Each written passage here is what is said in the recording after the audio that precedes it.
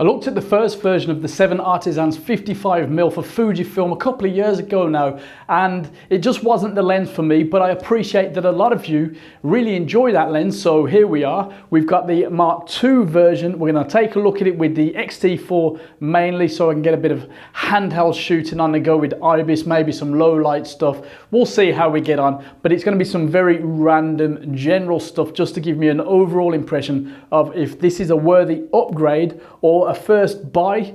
A nice cheap lens, 7Artisans, you know, they're coming out with some decent budget lenses and they're well built. So let's see if this sticks to that sort of reputation.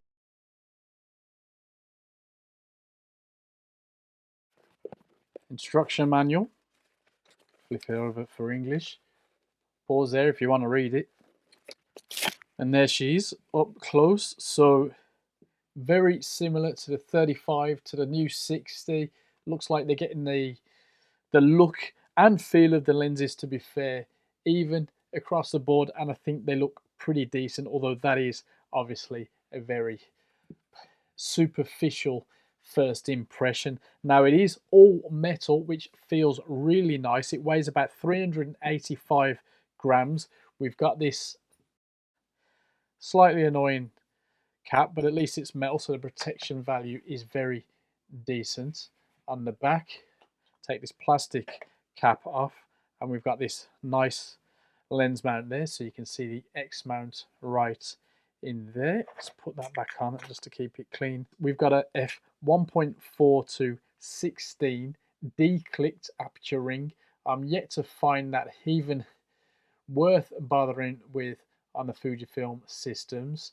I mean, I do test it out. I am trying to get used to the reasoning behind it, but yeah, I'm not sure. Also, it's quite stiff. That is a very heavy aperture ring. I don't think that's going to be a big deal in the real world, but maybe we'll mention it later on after giving this a good little run through this month. So yeah, f1.4 to 16.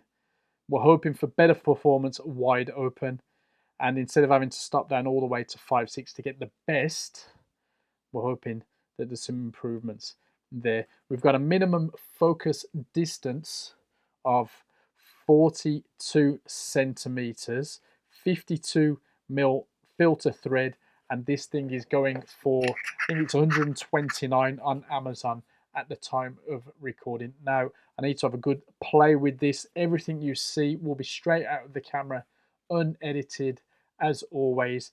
And don't forget, you need to set the camera to shoot without lens and pop 55mm in also, especially if you're using IBIS, as I will be with the X-T4. Right, let's crack on.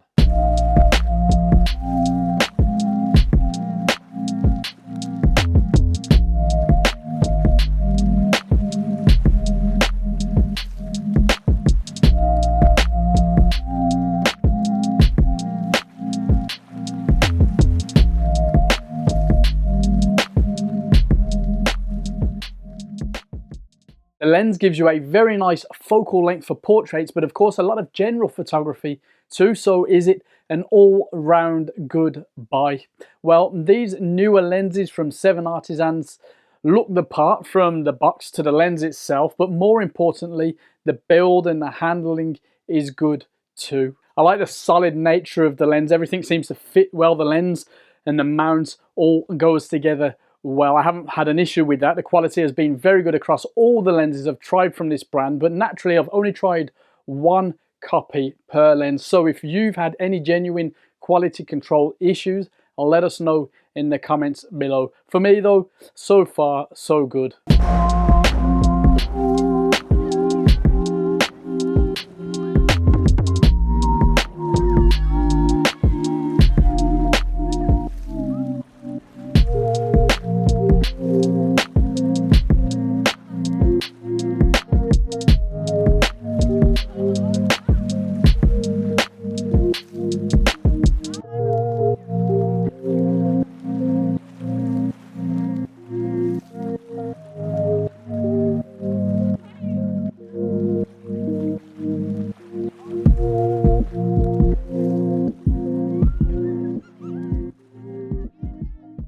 Having used this lens for the last month or so, the focusing still feels as good as new, and that means that mine still feels very smooth, well dampened, and pretty accurate. Now the aperture ring being declicked, yeah, it moves well.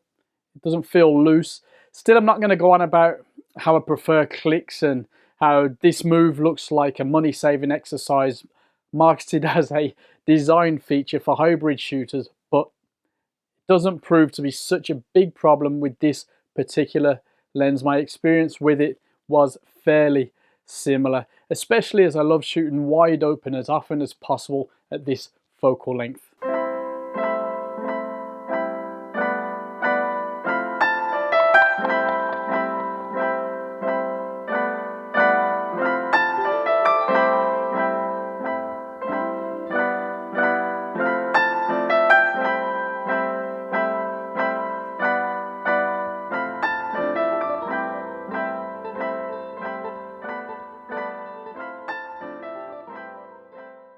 As expected, the image quality is pretty good. Shooting wide open at f1.4, it's a little soft and prone to vignetting. Now, when shooting portraits, you can get away with that and use it to good effect, and you do get a decent bokeh to create an appealing image overall in the right light. Naturally, the best IQ comes around f5.6, and it is an improvement on the previous version of this lens. You will notice a bit of distortion if you go looking for it, and chromatic aberration is very present in some scenarios. Now, shooting at the minimum focus distance does exaggerate a field curvature issue, but once you step away a little bit, it's pretty negligible. We mentioned it already, but the bokeh is nice. Nothing mind-blowing, of course, but it's very usable. For me, nothing particularly distracting. This is a lens with character, as opposed to being one of those super clean technical lenses. And yeah, for portraits, that's perfectly fine. For the price and the purpose, when it comes to image quality, it's a conservative thumbs up from me.